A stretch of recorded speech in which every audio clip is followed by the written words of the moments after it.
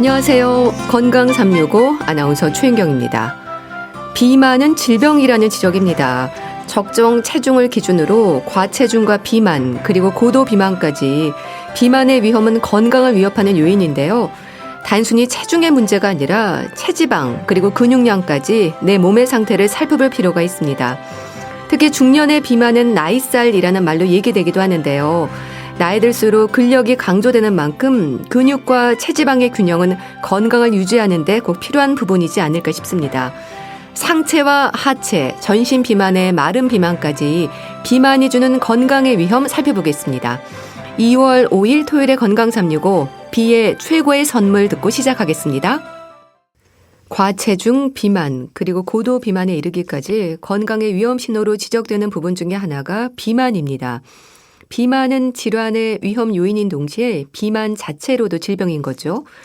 단순한 살 빼기나 마른 몸매가 아닌 체지방과 연관된 적정 체중을 유지하는 거. 비만 치료의 목적이지 않을까 싶은데요. 비만의 위험 그리고 비만으로부터 벗어날 수 있는 방법. 경희대학교 한의대학장이신 이재동 교수와 함께합니다. 교수님 안녕하세요. 예, 안녕하십니까. 네, 반갑습니다, 교수님. 네, 반갑습니다. 예. 비만은 만병의 근원이라는 말을 합니다. 예. 교수님도 특히 비만에 대한 관심이 많으신 걸로 알고 있는데요. 예. 비만이 건강에 왜 그렇게 문제가 되는 걸까요?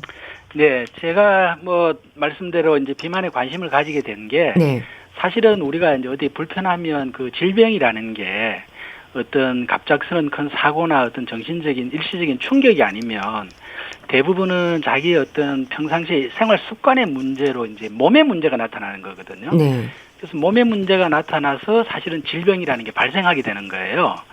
근데 이제 대부분의 환자들 입장에서는 몸이 불편하기 때문에 이제 그 자기 생활 습관이나 몸의 문제를 찾지 않고 이제 병원에 가서 진료를 받게 되는 이제 그런 제가 이제 임상을 하면서 그런 안타까운 생각이 많이 들었어요. 네. 근데 이제 사실은 제가 지금 자꾸 몸의 문제라고 얘기하잖아요. 그죠? 예.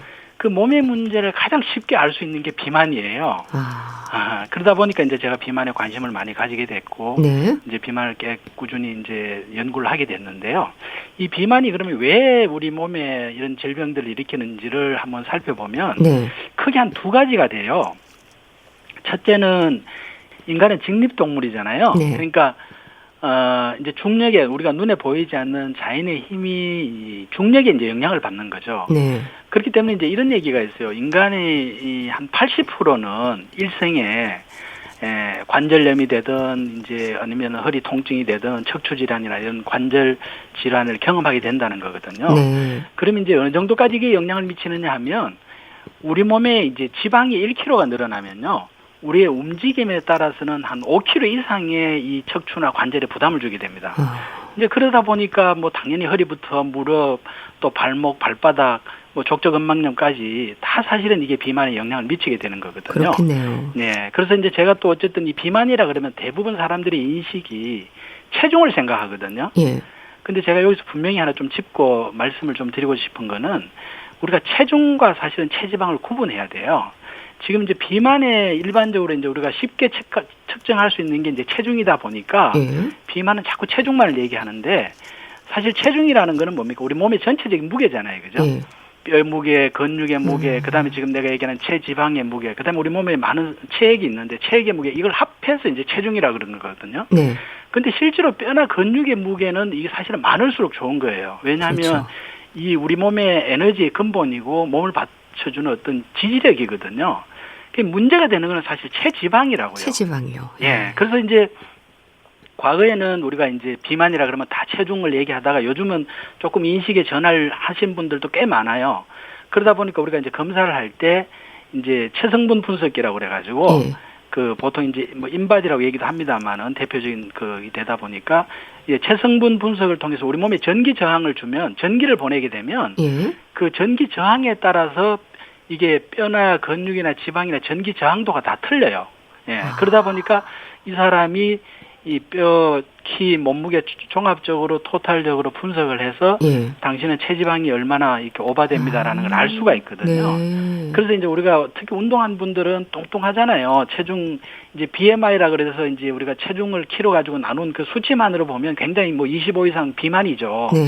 그렇지만 사실은 그 사람을 비만이라고 표현해서는 안 되거든요. 그 사람은 근육이 많고 이제 그런 상황이고 사실은 체지방이 많지 않다고 봐야 되죠. 그렇네요. 그래서 사실은 그런 분들은 뭐 건강이 오히려 건강한 거고 건강이 문제가 되지 않고 중요한 거는 우리가 요즘 가까운 주민센터나 뭐 이런 뭐 사우나 같은 데 가도 다 이 체성분 분석이라고 그래서 체지방을 체크할 수 있으니까 네. 이제 비만을 얘기할 때는 항상 체지방에 포커스를 두고 얘기를 해야 된다는 그런 말씀을 좀 드리고요. 네. 그다음에 이제 지방이 이게 왜 문제가 되느냐 하면 이게 우리 몸속에 필요한 이상의 과잉의 지방을 가지고 있으면 이 지방이 혈액 속에서 녹아 나와서 혈관을 녹슬게 해요. 예. 예. 그래서 이제 우리 몸의 정상적인 기능이라는 거는 뭐 머리끝부터 발끝까지 모든 인체 이 어떤 기관이나 조직들이 혈액 공급을 받아서 영양 공급을 받고 정상적인 어떤 그런 생명 활동을 유지하는 거거든요. 예. 근데 이 혈관에 녹이 슬면 어떻게 되겠어요? 혈관에 녹이 슬면 아무래도 우리가 수도 파이프에 녹이 슬어 있으면 물 공급이 잘 안 되겠죠. 그렇죠. 영양 공급이 잘 안 되는 거죠. 예. 그러면 이제 예를 들어서 우리가 머리부터 생각해서 보면 머리 끝에 이 모발에는 모근이 있잖아요. 네. 모근이 영양 공급이 안 되면 탈모가 오는 거죠. 그래서 비만 환자가 탈모가 올 가능성이 굉장히 높다는 그런 연구들이 많이 나와 있죠. 네. 그다음에 이제 뇌 혈관에 만약에 또 지방이 끼어서 공급이 안 되면 이제 뇌졸중이 뇌경색이 올 수가 있고요. 예. 또 그다음에 뇌세포들이 영양 공급을 못 받으니까 치매나 이런 뇌의 노화 현상이 쉽게 올 수가 있죠. 그리고 이제 대표적으로 심장의 혈관에 만약에 녹이 슬면 협심증이라든지 이런 이제 중병을 또 유발할 수가 있거든요. 예. 예. 그다음에 이제 이걸 우리 한의학적으로 한번 또 간단히 살펴보면 네. 이게 우리 한의학에는 이제 그 모든 어떤 생명 활동이 기혈 순환이라는 걸 통해서 이루어져요. 예. 이제 기혈이라는 게 어떻게 보면 기라는 거는 어떻게 보면 에너지를 얘기하는 거고 혈은 이제 우리가 일반적으로 알고 있는 혈액하고 같은 개념으로 생각하는데요. 그래서 이 기혈이라는 게 잘 순환이 돼야지 되는데 이게 이제 순환이 안 되면 아까 뭐 혈관에 수도 파이프 녹쓰는 거나 마찬가지로 네. 이 기혈이라는 거 우리 몸에 기혈의 흐름은 강물의 흐름하고 비슷하거든요. 예, 그래서 강물에 어쨌든 지방이 끼인다는 거는 이끼가 끼는 거잖아요. 예. 그렇죠. 그러면 강물이 이끼가 끼면 어떻습니까? 잘 흐르질 않죠. 잘 흐르질 않으면 강물이 탁해집니다. 네. 그 탁해지는 거는 뭐하고 같냐면 우리 몸에 기혈이 잘 돌지는 못하면 기혈이 탁해지면서 이제 우리 한방에서는 어혈이라는 게 만들어지는 거고요. 예. 그게 사실은 염증이거든요.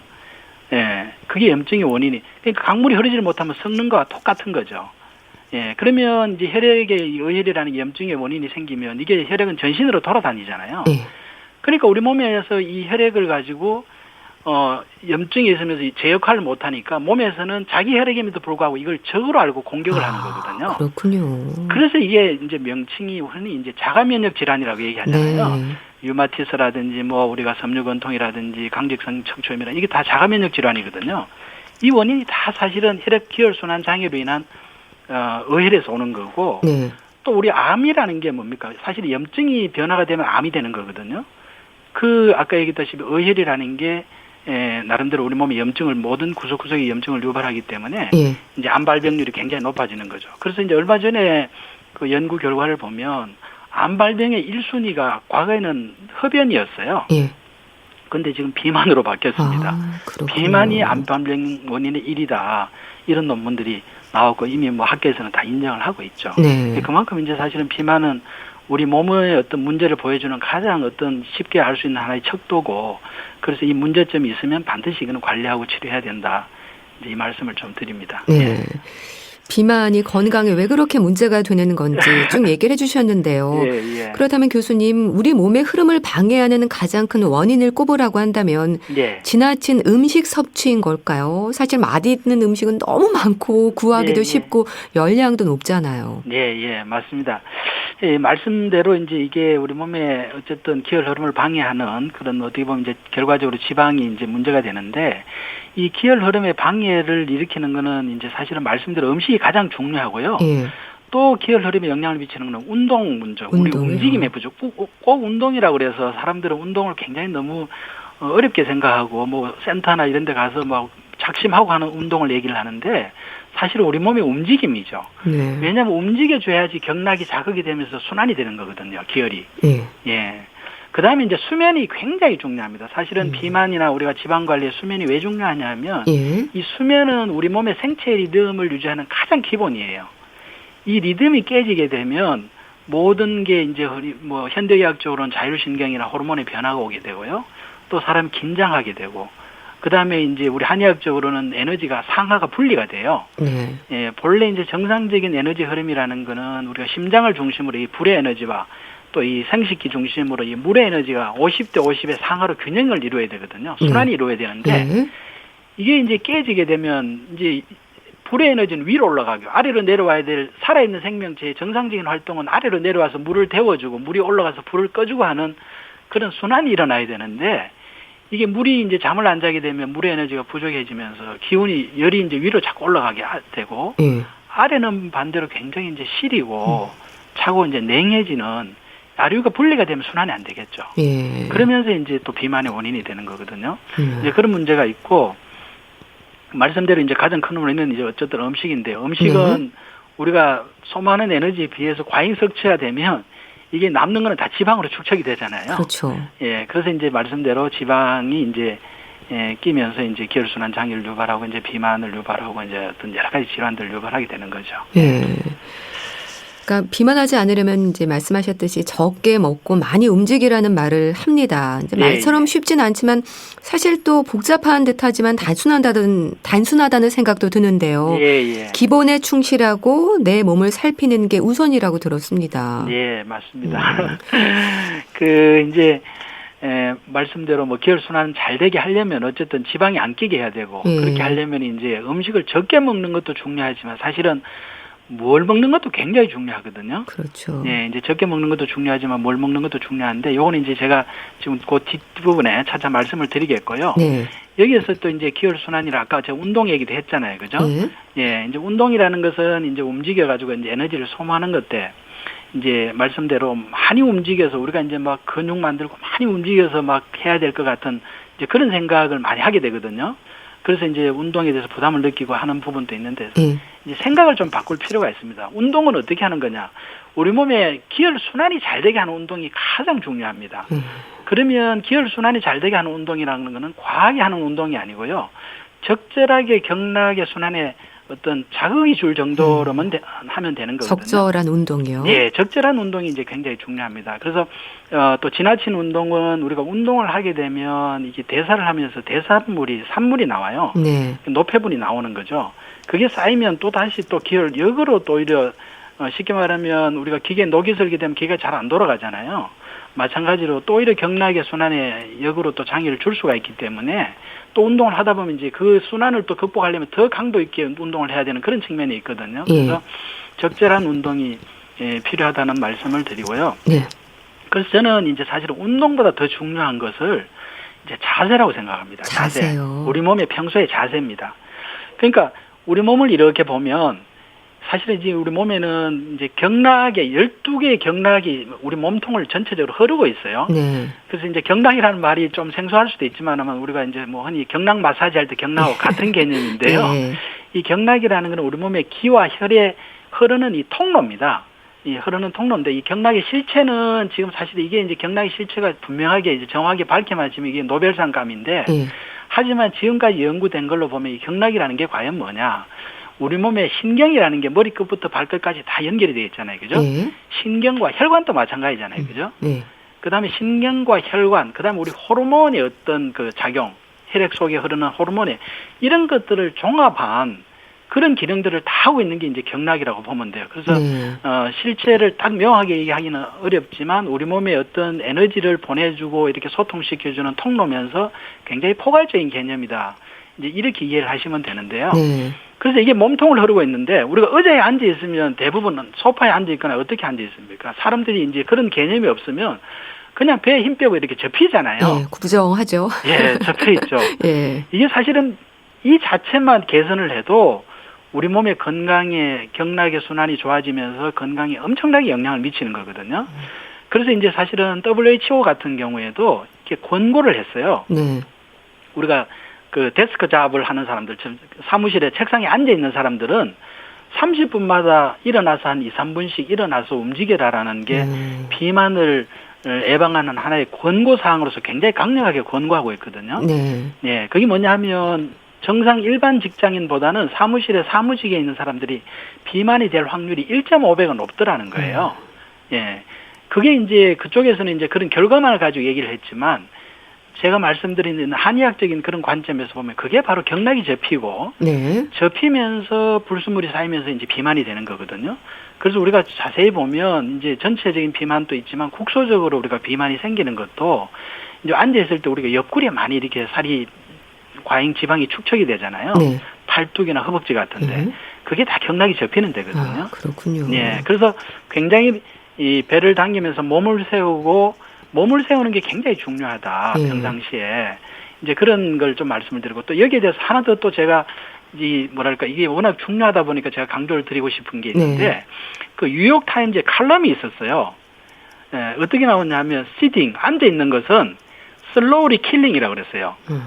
앉아 있는 자체가 slowly 사람을 킬링하는 거라는 거거든요. 예, 그 칼럼이 있었는데 예, 그만큼 이게 자세가 중요하다. 예, 이제 요 말씀을 좀 드리고요.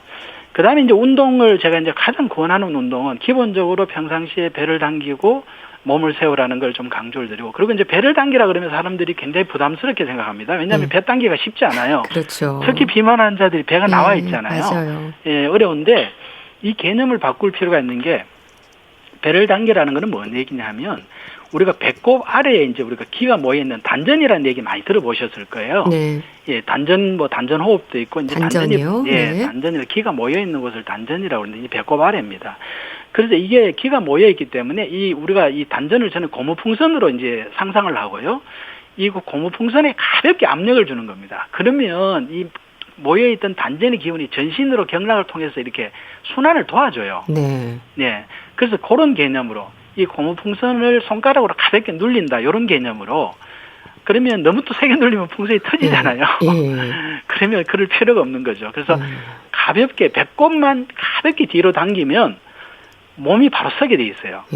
그게 우리 인체가 참 묘한 게 이게 단전에 압력을 주면 기를 전신으로 보내주기 위해서는 몸을 세워야지만 잘 갈 수가 있기 때문에 반사적으로 우리 한번 청취자들도 한번 해보시면 좋을 것 같은데 지금 그냥 배꼽을 가볍게 당겨보면 몸이 이렇게 서게 되거든요. 아, 그렇네요. 예, 이게 사실은 이 자세가 굉장히 중요하다는 거죠.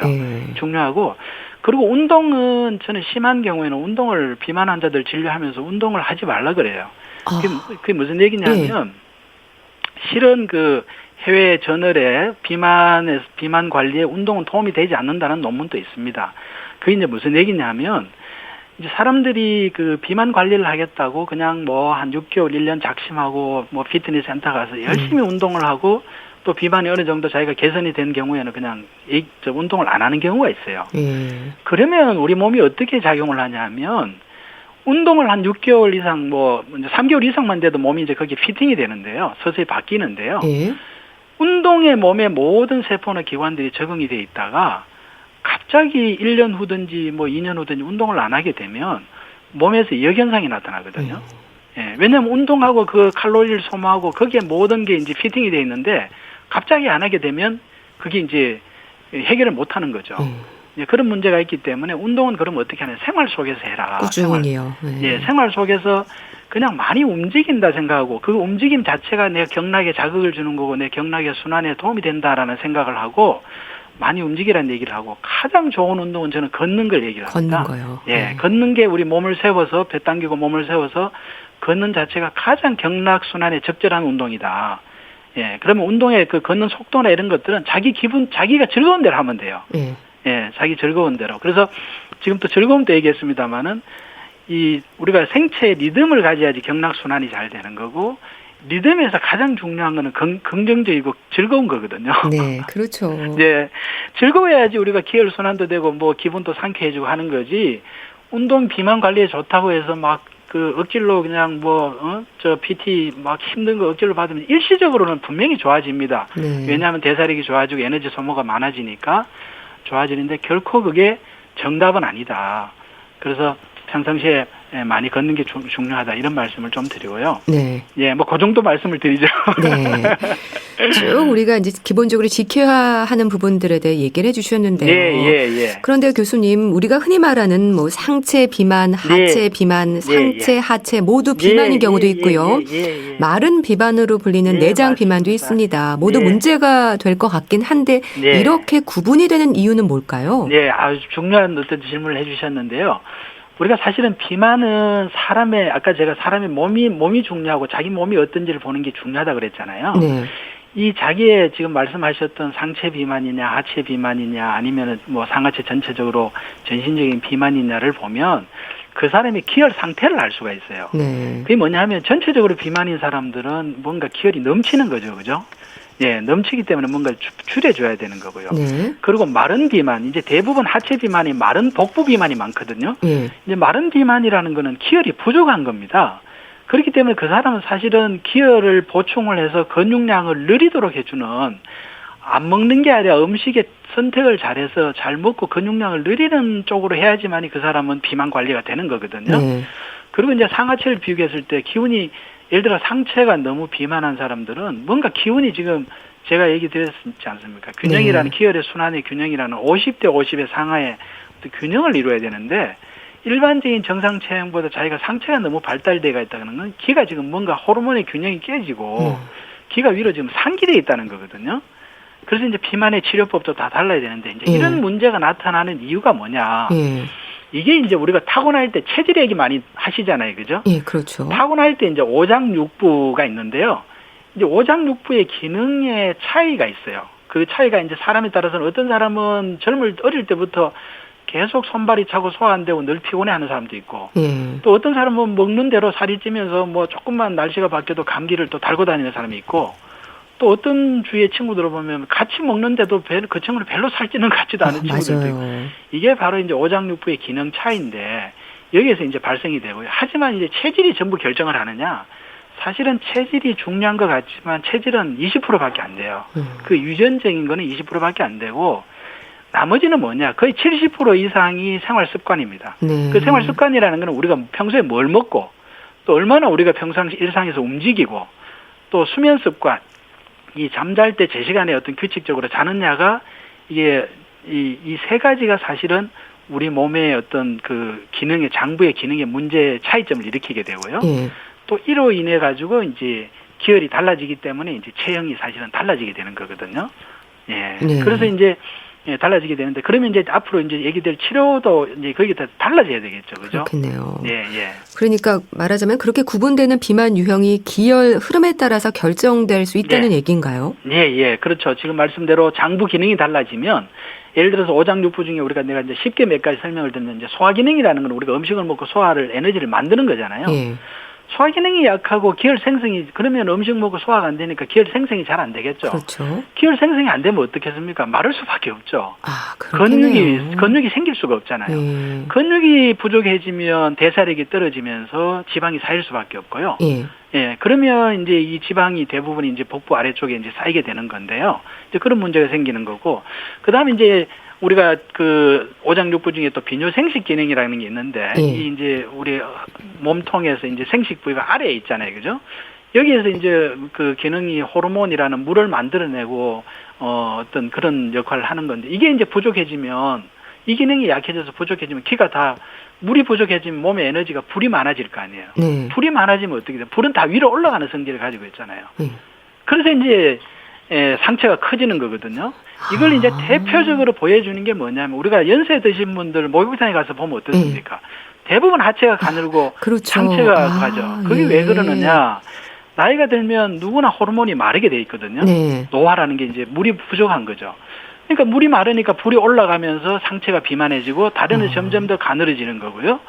그리고 연세가 드시면 말이 많아진다 그러죠. 그것도 이유가 있습니까? 그렇죠. 다 같은 이유죠. 그게 키가 위로 뜨기 때문에 말이 많아질 수밖에 없고, 특히 이제 우리 여성분들은 갱년기 호르몬 변화가 오면 얼굴이 화끈거리고 이제 뒷목이 뻣뻣해지고, 이게 다 이제 키가 위로 물이 마르기 때문에 불이 위로 뜨는 현상, 기혈의 문제다. 이게 굉장히 복잡할 것 같지만 우리 몸을 자세히 잘 들여다보면, 자기 몸을 알면 이게 이제 쉽게 답이 이제 나오는 거거든요. 네. 예, 그래서 이제 그게 굉장히 중요한 거죠. 예. 네, 알겠습니다. 예. 자, 비만에 대한 아주 좋은 말씀을 주셨는데요. 예, 예. 비만 유형과 관련해서는 또 다음 주에 예. 이야기를 이어가도록 하겠습니다. 예, 예. 자, 오늘 경희대학교 한의대 학장이신 이재동 교수와 함께했는데요. 말씀 잘 들었습니다. 감사합니다. 아유, 예, 감사합니다. 네, 고맙습니다. KBS 라디오 건강365 함께하고 계신데요. 샘 스미스의 I'm not the only one 듣고 다시 오겠습니다.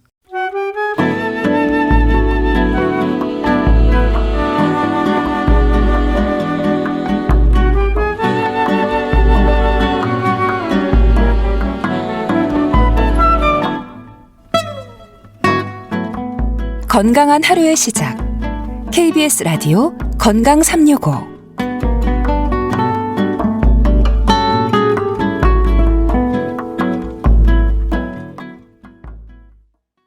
KBS 라디오 건강365 함께하고 계십니다. 건강책 정보, 건강을 주제로 하는 책 한 권 듣고 가시죠. 북컬럼니스트 홍순철 씨, 안녕하세요. 네, 안녕하세요. 고립의 시대, 오늘 소개해 주실 책 제목인데요. 코로나19를 사는 지금 어쩔 수 없는 비대면의 시대가 주는 고립감일까요? 사실 많은 분들이 고립감을 느끼고 있습니다. 맞아요. 이게 이제 코로나19가 주는 고립감일 수도 있고요. 네. 사실 우리가 디지털 시대에 살면서 또 소셜미디어로 의사소통하면서 실제로는 어딘가에 연결돼 있다라고 느끼지만 혼자 있을 때 극심한 고독감이라든가 고립감을 느끼는 분들이 계시거든요. 네. 바로 이제 그러한 문제가 우리에게 어떠한 문제들을 일으키는지를 소개하고 있는 책이에요. 사실 요즘 뭐 뉴스를 보거나 아니면 뭐 여행을 하다가 어떤 슬로건을 보거나 캠페인을 보더라도 다 떨어져 있으라고 그래요. 뭐 예를 들자면 떠나라. 예. 지금 멀어져야 나중에 가까워져요. 예. 라든가 지금 1m를 지키지 않으면 1m 아래 못 치게 됩니다. 이게 영국에 있는 슬로건이라고 그러는데 캠페인 문구라고 그러는데 끔찍하기도 하죠. 거리를 두면 배려의 마음은 더 두터워집니다. 거리를 둬야 된다. 그게 당연하다라는 이야기를 하고 있습니다. 지난해 11월 통계청이 발표한 2021 사회조사 결과를 보면 가족을 제외한 모든 사회적 관계에서 코로나19 이후에 관계가 멀어졌다라고 답한 사람들이 우세했다고 그래요. 정말 그랬죠. 그렇습니다. 이웃 38.9%, 친인척 36.7%, 친구 35.5%. 이들과 관계가 멀어졌다. 라는 응답이 전체의 3분의 1 이상을 차지를 했는데요. 네. 우리나라뿐만이 아니고 전 세계가 단절, 거리두기 이런 메시지를 지속적으로 뿌려댄 건 정말 인류 역사상 유례 없는 일이었습니다. 거리두기를 해야 된다. 네. 이건 방역 차원에서는 너무나 필요한 이야기였지만 사실 관계의 친밀성이란 측면에서 보면 인간의 본성을 거스르는 것이었다라고 책은 이야기하고 있는데요.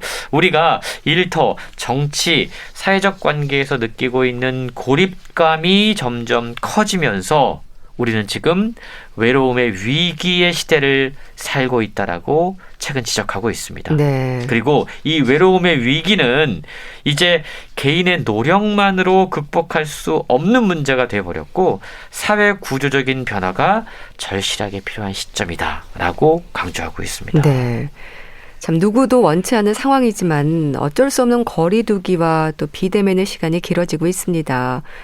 외로움, 위기의 시대라는 말이 좀 가슴에 와 닿는데요. 이게 사실 개인의 문제가 아니잖아요. 그렇습니다. 지금 소개해드리고 있는 이 고립의 시대라고 하는 책, 이 책을 쓴 분이 노니나 허트란 분이신데요. 네. 영국의 경제학자입니다. 그리고 영국의 가디언이 선정한 영국 최고의 지성이라고 불리는 분인데 네. 이분이 이 고립감이 우리 인류 전체에게 그러니까 개인뿐만이 아니고 사회와 집단에게 어떠한 영향을 미치고 있는지를 소개하고 있는 거죠. 그동안은 외로움, 고독의 문제를 개인적인 문제라고 보통 인식을 했는데 네. 저자는 더 이상 그렇지가 않다. 외로움은 우리 전체 인류의 건강과 심리와 사회와 이런 것들을 파괴하고 있다라고 이야기를 하고 있는데요. 외로움과 고립감의 감정을 사회학적으로 분석하면서 그것이 우리에게 어떠한 일들을 만들어내고 있는지 그리고 나중에 우리 미래 세대는 이 고립을 어떻게 감당해야 되는지에 대한 이야기를 하고 있는 겁니다. 저자는 세계가 이미 고립감에 목말라 있다라고 분석하고 있어요. 네. 책에 우리 이웃나라 일본 이야기가 소개가 되고 있는데요. 네. 지난 20년 동안 65세 이상 노령층의 범죄 건수가 무려 4배 증가했다고 그럽니다. 그렇군요. 그리고 그 가운데 여성 재소자들 상당수가 소소한 절도 행위를 저질러서 자기 스스로 감옥행을 선택했다고 스스로요. 그래요. 왜 이런 일이 벌어지는 걸까요? 네. 고립감을 견디지 못해서 저지른 선택이었다라는 거죠. 심지어 어느 80대 재소자는 감옥을 항상 주변에 사람이 있어서 외롭지 않은 곳이다 라고까지 표현했다고 그래요. 그리고 동료인 78세 재소자는 감옥이 내게 있어서 오아시스 같은 곳이다 라고 이야기했다고 그럽니다. 네. 참 오죽하면 이런 표현을 했을까 싶기도 합니다. 참 외로움이 사람을 힘들게 하죠. 인간을 병들게 하는 감정인 것 같아요. 그렇습니다. 지금 우리가 느끼고 있는 이 고립감은 비단 이 감염병 때문만은 아닌 것 같아요. 저자는 이 코로나19 이전에도 우리가 이미 사회적 불황 상태였다라고 진단을 하고 있는데요. 책에서 말하는 외로움이나 고립감은 그저 쓸쓸한 기분을 의미하는 내면적인 상태를 의미하는 게 아닙니다. 개인적이고 사회적이고 경제적이고 심지어 정치적인 상태를 포함하는 실존적인 소외감인데요. 네. 예를 들자면 내가 정치인과 정치로부터 단절되어 있다라는 그 느낌도 바로 이 고립감에 포함될 수 있다는 거죠. 예. 내가 우리의 일과 일터에서 소외되고 있다는 느낌도 고립감에 포함되는 거고요.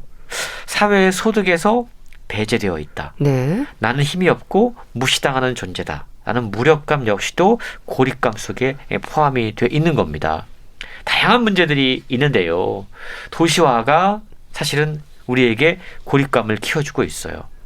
도시, 점점 더 커지는 도시, 이게 사람들을 고립시키고 있고 사람들의 정서 상태조차 삭막하게 만들고 있는데요. 네. 그러면서 아주 유의미한 지적을 해요. 우리가 건가요? 살고 있는 도시 환경을 한번 가만 되돌아보자. 네.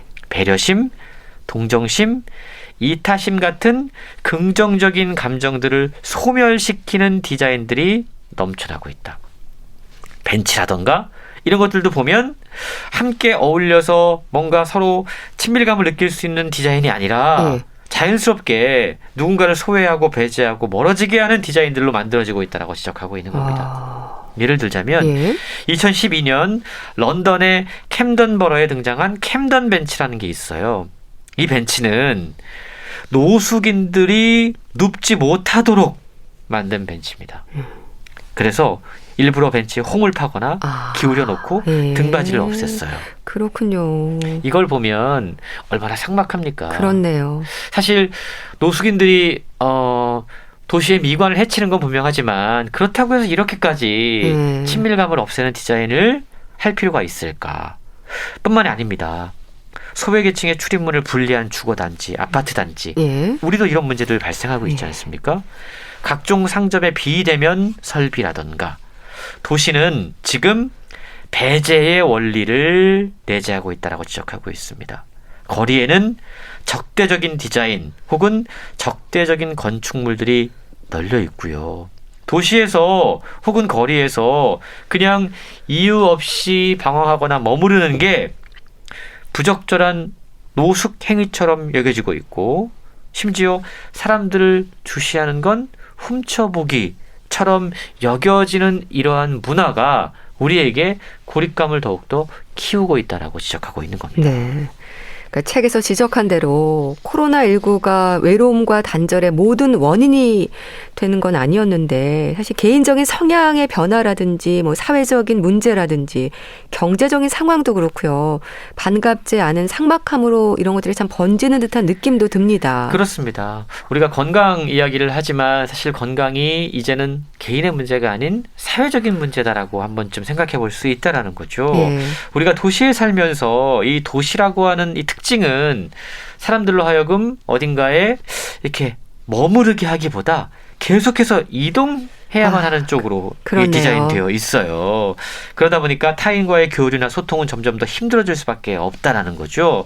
책에 상당히 유의미한 통계 자료가 소개가 되고 있는데 네. 전 세계 32개 도시에서 1990년대 초반과 2007년에 걷는 속도를 비교했다고 걷는 속도를요?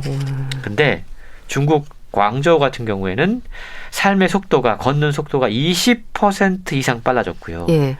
싱가포르는 30% 이상 걷는 속도가 빨라졌다고 그럽니다.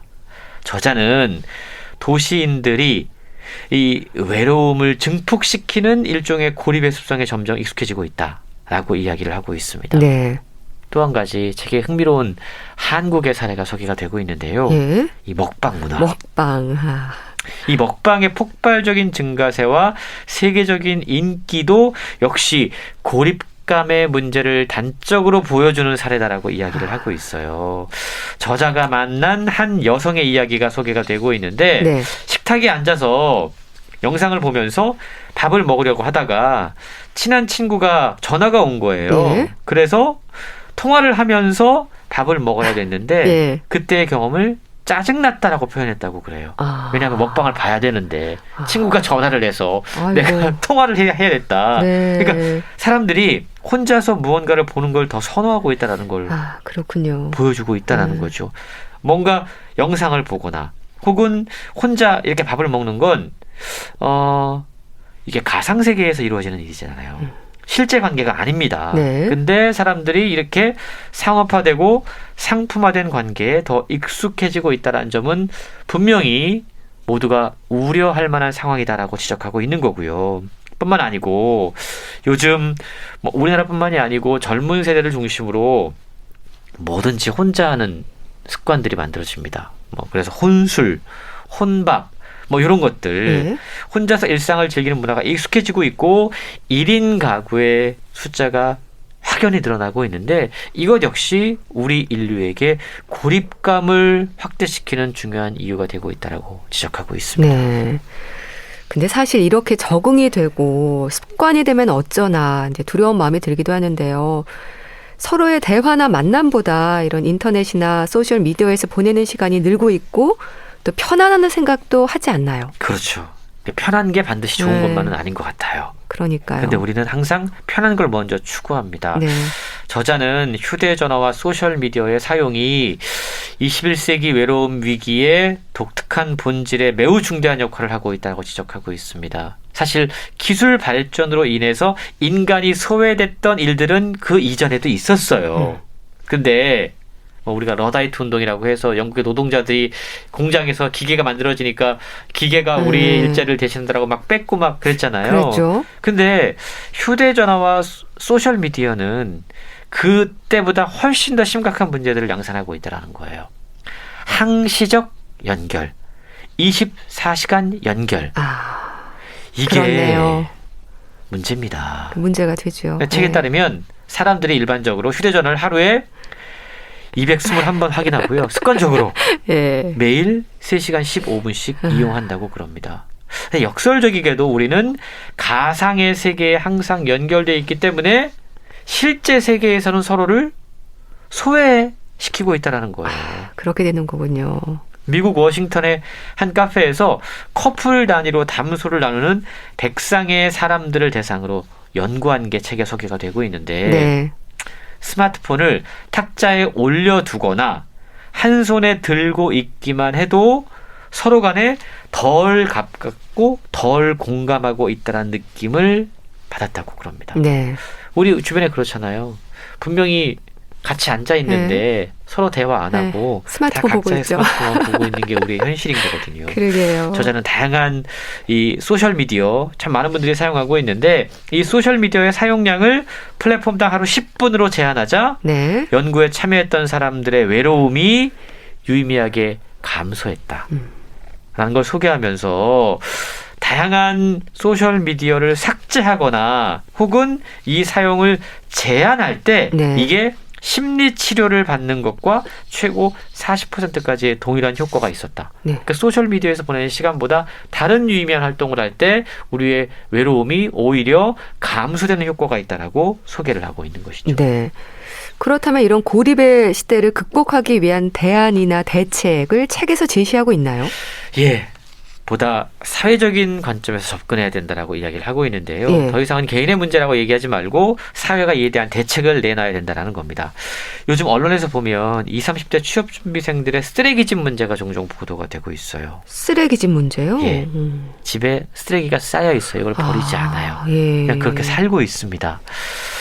정신건강 전문가들은 네. 이 쓰레기집을 강박증이나 우울증이 발현된 것으로 보고 있는데요. 문제는 특히 감염병 사태 이후에 이러한 현상들이 점점 더 두드러지고 있다는 분석이 나오고 있다는 거죠. 이에 대한 어떤 해결책을 우리가 고민해 볼 수 있을까? 책의 저자가 영국 사람이고 네. 영국의 사례가 소개가 되고 있는데요. 영국의 경우에 이 고독감과 고립감과 외로움을 국가적인 문제로 인식을 했습니다. 그래서 2018년 1월 달에 우리로 얘기하면 뭐 정부 조직 가운데 하나인 고독부를 설립을 했어요. 고독부를요? 예. 그리고 고독부 장관을 임명했습니다. 그러니까 우리에게 뭐 문체부 장관 뭐 이런 것처럼 하나의 정부 부처를 만들어서 고독의 문제를 집중적으로 다루는 장을 임명을 했다라는 거죠. 네. 외로움을 사회적인 전염병으로 보고 국민들의 외로움 문제를 국가적으로 해결하겠다라는 의지를 보인 건데요. 그렇군요. 고독부 초대 장관에 임명된 조 콕스라는 분이 있는데 이분이 고독문제대책위원회라는 걸 꾸려서 보고서를 작성을 했거든요. 네. 여기에 보면 외로움이라고 하는 게 하루에 담배 15개비 피는 것만큼 건강에 해롭다라고 그래요. 그리고 의료비를 증가시킵니다. 네. 그렇기 때문에 사실은 외로움이 사회적 비용 손실을 가져온다는 것을 보고서를 통해서 발표를 했던 거죠. 외로움으로 인한 사회 경제적 비용은 공중보건의 문제에만 그치지 않습니다. 이게 더 큰 문제들을 만들어낼 수 있는데요. 네. 마치 오랫동안 어떤 우리 안에 갇혀있던 생쥐가 친구 생쥐가 들어오면 이걸 침입자로 여기고 잔인하게 공격하는 동물 실험을 통해서 확인이 됐다고 그러는데요. 외로운 세계에 살고 있는 현대인들은 인간 고유의 소통 본능을 잃고 있고 외로운 생쥐처럼 서로를 혐오하고 공격하고 갈등이 점점 더 커지고 있다는 겁니다. 네. 사회 경제적으로 고립되고 주변에 된 사람들이 느끼고 있는 이 고독감과 무력감과 고립감, 이러한 감정들이 개인의 건강뿐만이 아니고 사회의 건강을 심각하게 저해하고 있다는 사실을 최근 다양한 사례를 통해서 엄중하게 일깨워주고 있습니다. 네. 외로운 생쥐처럼 서로를 공격하고 있다. 지금 내 모습은 어떤지도 한번 생각해 볼 필요가 있지 않을까 싶습니다. 자, 고립의 시대 소개해 주셨는데요. 북컬럼니스트 홍순철 씨와 함께했습니다. 감사합니다. 고맙습니다. 나윤선의 그리고 별이 되다 보내드리면서 인사드릴게요. 건강365 아나운서 최인경이었습니다. 고맙습니다.